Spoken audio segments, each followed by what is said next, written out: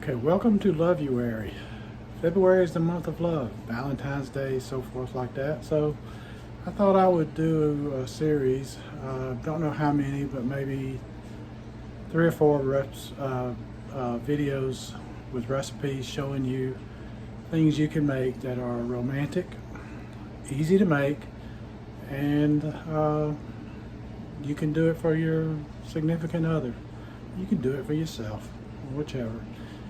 They're all going to be good food. So stay tuned. Today's first Loveuary meal is steak, loaded cauliflower mash, and salad.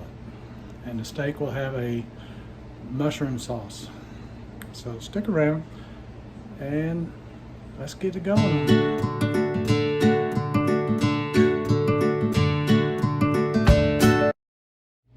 So here's the cauliflower mash, the loaded cauliflower mash.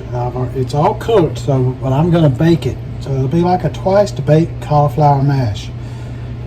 And it's a loaded one, of course, but it's got cheddar cheese, bacon, chives, sour cream, a little butter, and some cheese in it. And then I put cheese on top of it because twice-baked potatoes, they have it on top too. So why not go all out with it? I've got the oven preheated to 350 and I'm going to put it in there now. Okay, even though I just put in the cauliflower mash, loaded cauliflower mash, I'm going to get that right in a minute, into the oven. I do want to go ahead and start the steak because it's not going to take that long for that to cook, because I need to do the steak and I need to do the gravy or sauce, the mushroom sauce. So I'm gonna go ahead and do it. I've got ghee in the pan here. This is my steak here. I got it at Aldi. Man, its steaks and prices of meat gone up. Aldi had a decent price on it for this. It's a top sirloin, and so I bought it. So we'll see. I put some salt on it. I'm gonna pepper it in the pan. The salt I wanted to put on it, it's been sitting out with the salt on it for about 2 hours because the salt will break down the connective tissue in there and it will help to tenderize the meat. You can turn a bad cut of meat into a decent tasting and tenderized meat just by simply salting it a little bit, and enough to, put a generous amount of salt. Don't put it on there so much that you can't see nothing but salt, but still, if you do that, it will tenderize it sufficiently enough to where it will be much more palatable for you. Now I've got ghee in the pan melting. Let me get my thermometer out. We're up to 225. I've got it on a medium-high heat. I might actually turn it down just a hair. It's more toward a medium.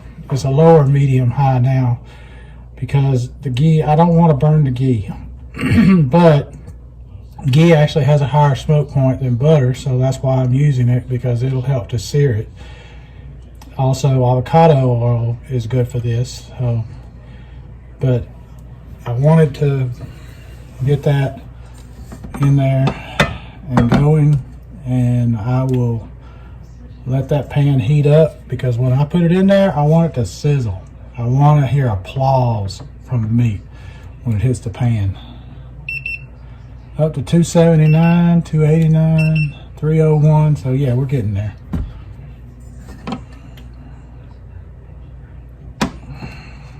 And this is just me and my wife eating. I know this is a lot of steak for 2 people, or some folks would say that. I'd say that's about the right amount for me, but anyway.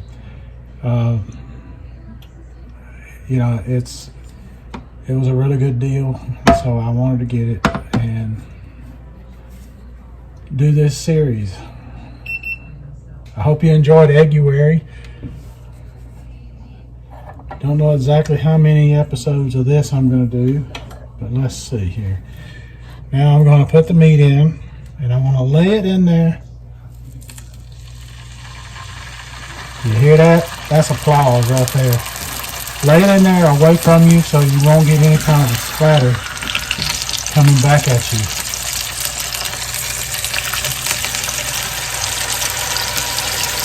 And the last piece. Get that out of the way and put it in the plate. Wash that off your fingers.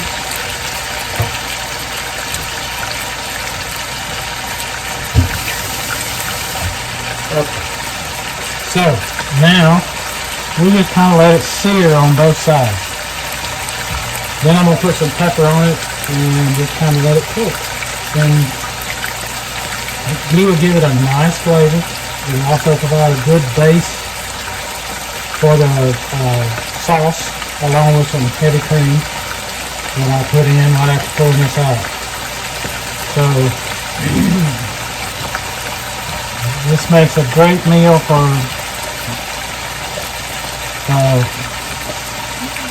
showing you, just get a romantic type of thing. Now, I turn with a fork. I know folks say, don't pierce it with anything. It's bad. Well, you know what? Guess what? I'm going to pierce it. I've got tongs, but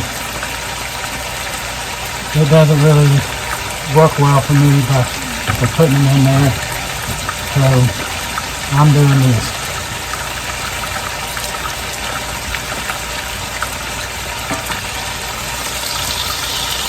Oh, we're getting a pretty good sear on that side. Which is what we want. We want to sear it on both sides.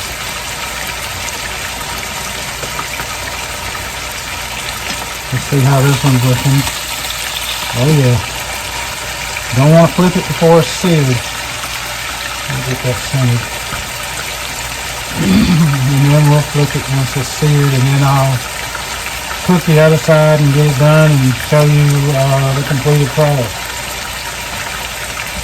So I hope you'll give this a try. It's really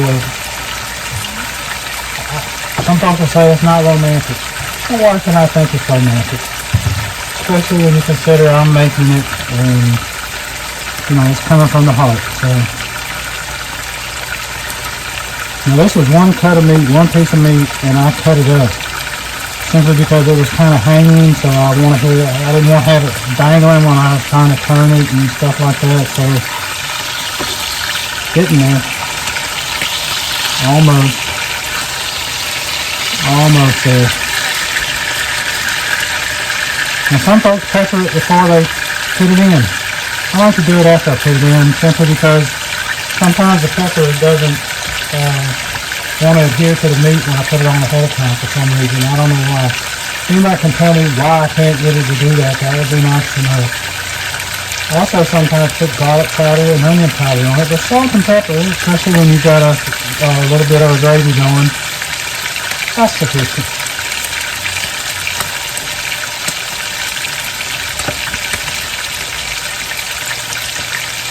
Now I'll cook these to medium rare. Some folks want to cook till well done. I don't know why, but it's your steak. If you want to cook it that way, go for it. I mean, the steak's already dead. Why you want to cook it again? So, almost there with that. And that one is there. There's the sear right there. That one's close enough to it, right there. That's got a nice sear to it. We'll go ahead with this. That's got a good sear to it.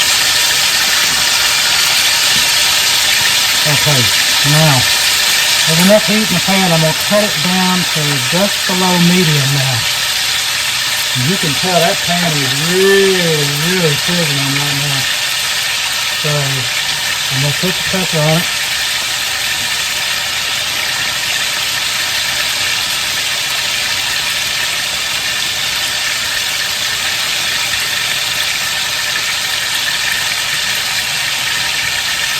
And I think I'll add just a touch more salt. Not a lot, but it's cooked.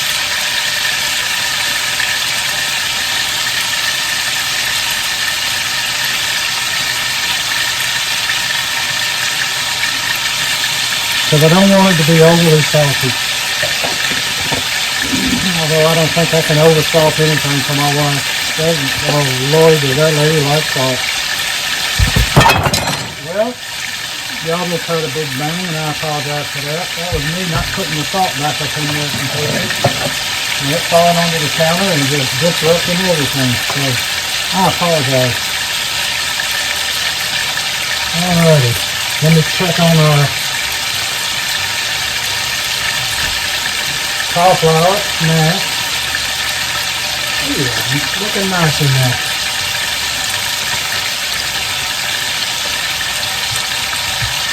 Well, the green vegetable will be a salad. I'll probably do Italian dressing, and my wife will probably do a ranch. I might do a blue cheese. I don't know. We'll see.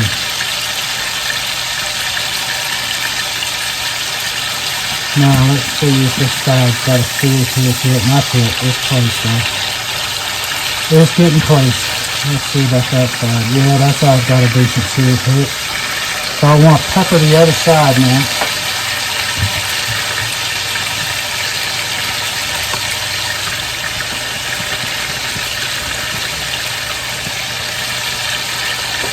Let's see what this one looks like. Not quite. Oh, this steak is so tender now. That's what I'm looking for right there. Right there, that's what I'm looking for. A little more pepper on that one. And last but not least, that one in. And then we're going to cut it down lower.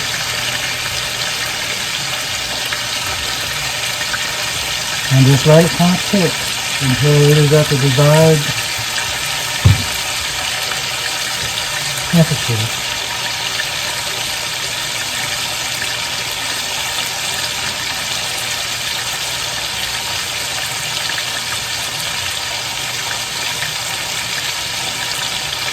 If you like your steak well done, leave me a comment why you cook it to the point where it's just even more dead than it is.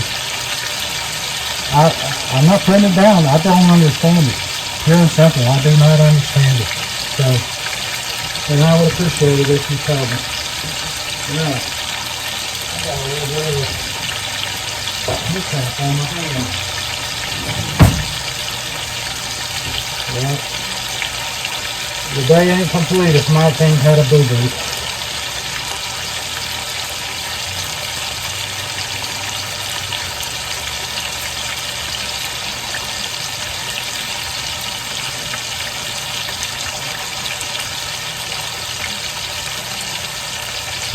Is steak cooking and sizzling like this, is this a, what do they call it? ASMR, AMSR, whatever that stands for? Does that qualify as that?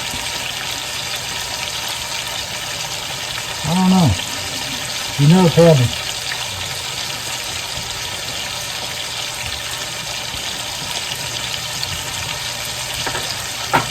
So let me get to spoon out here.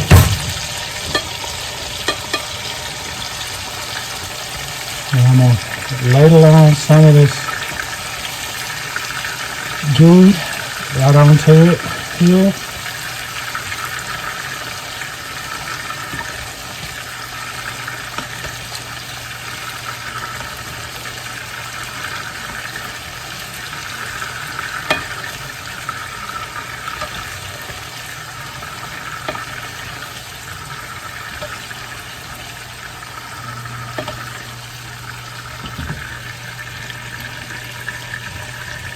I'll give it a good enough load on that.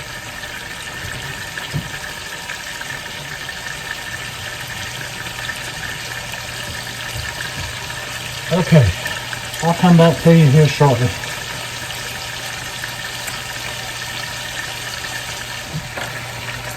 Okay, our steak is done. sufficiently, and we're going to put it on a plate and let it rest so that it will start to draw the juices back in. And we're going to put in our mushrooms. Now,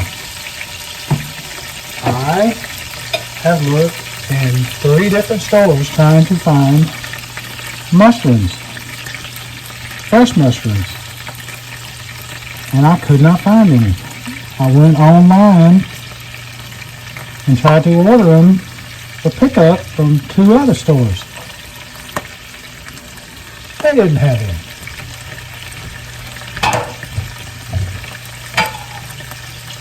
I don't know about y'all, but my shelves in my stores are pretty doggone barren. And what is there is expensive. Way more expensive than it was. So it's canned mushrooms for me. For this.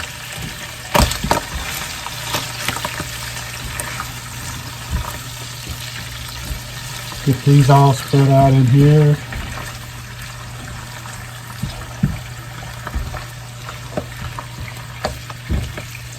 And I'm going to get a little heavy cream.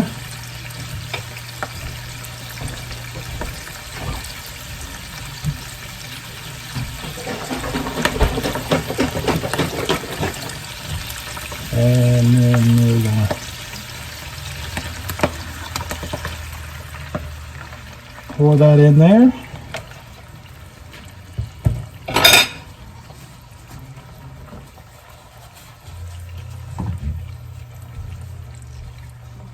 Well, I made a bigger mess, I think. We're going to turn the heat up a little bit now. And we're just going to let this reduce. Might put some seasoning in here, a little more salt and pepper, I think.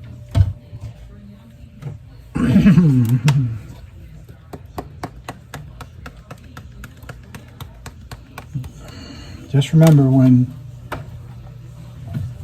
you're making this sauce, a mushroom sauce or any sauce, you want it to coat the back of the spatula or the back of the spoon, whatever. Now this is a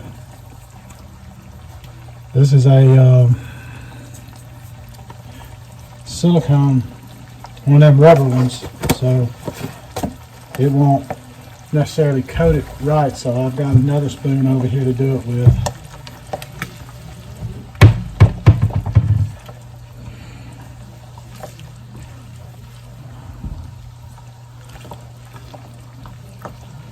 You don't want to cook it on too high heat because you don't want to have your cream to start to separate and curdle on you. But you do want to reduce it and get enough, and we're getting all that stuff from the bottom of the pan off. That's just good flavor. What do they call it? Fran, I think it is they call it, but it's so good.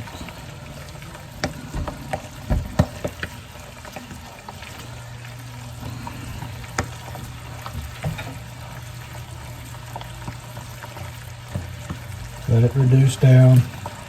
It won't take long for it to reduce. It'll reduce real fine and dandy on its own here. And you don't need to add any thickener if you do it like this. I mean, if you want to add xanthan gum to just speed up the process, you can, but this is a much easier method, and it's a natural method. And you could add a little Worcestershire in here if you wanted to, and it'd give it a little flavor too.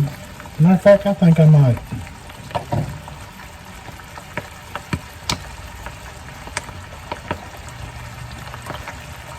A little flavor and a little color.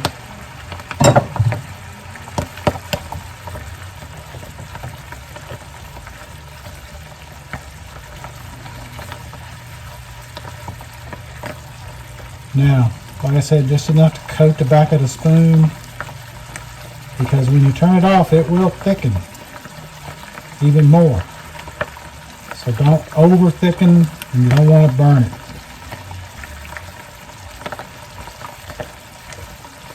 And we're just using the meat and the meat juices and flavorings and all from the meat and the butter or ghee, mushrooms, heavy cream, and a little bit of salt and pepper and Worcestershire. You didn't have to add the Worcestershire, but I thought it'd be a nice flavor for it. Let's see, I think we're getting there.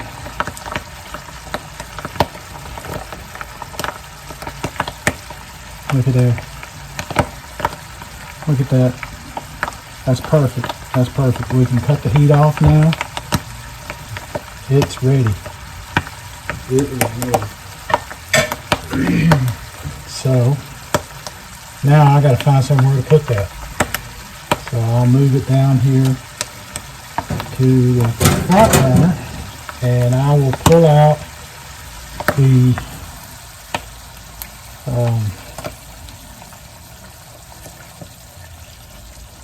twice to bake stuffed cauliflower mash.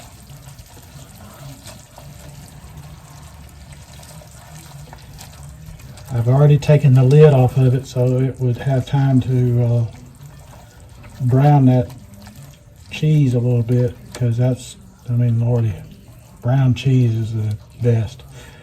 But can you see that sauce? You see how just taking it off the heat, it's made a real good thickening of it. We didn't add anything to it. Not one single thing. Not a single thing to make it thicker. So let me get that out now. And you can see what it looks like. It's got a slight browning to it. There you can see the browning of it. And all that's nice. And we're going to put this lid back on here. And now we are ready to plate this meal. So this is all cooked up and all we got to do is plate. So be back to show you the plated meal. So there is the finished plated meal right there.